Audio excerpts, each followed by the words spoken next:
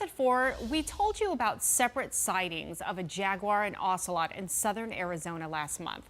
Turns out Game and Fish has been tracking the two for years, and despite public enthusiasm, it might actually be a while before animals like these will call Arizona home.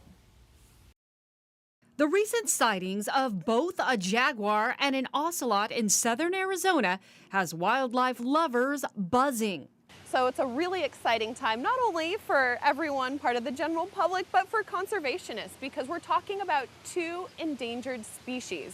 This post from Arizona Game and Fish's Tucson office went viral after they posted an update about the jaguar and an ocelot that were captured on camera. Perhaps people are tired of politics and COVID and they want to see something extraordinary, which a jaguar and an ocelot certainly are, particularly the jaguar.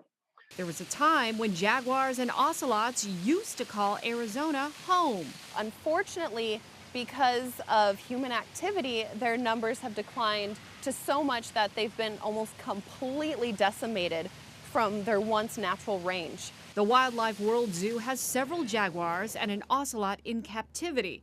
And as exciting as it is to see the big cats roaming southern Arizona, it will be extremely difficult for them to find mates. Unfortunately, it's not going to contribute a lot to the genetic diversity of these animals because they are both males. According to the Center for Biological Diversity, a nonprofit that works to protect wildlife, construction of the border wall between Mexico and the southwestern states threatens 93 endangered species, including jaguars and ocelots. The group wrote, quote, "The construction of the border wall would cut off the northward dispersal from Sonora and kill any hope of our biggest cat's recovery in its U.S. range."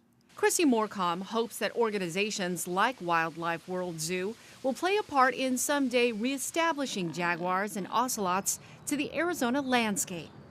It's our hopes we maintain enough genetic diversity under human care that we can one day re-release these animals when the wild's considered safe.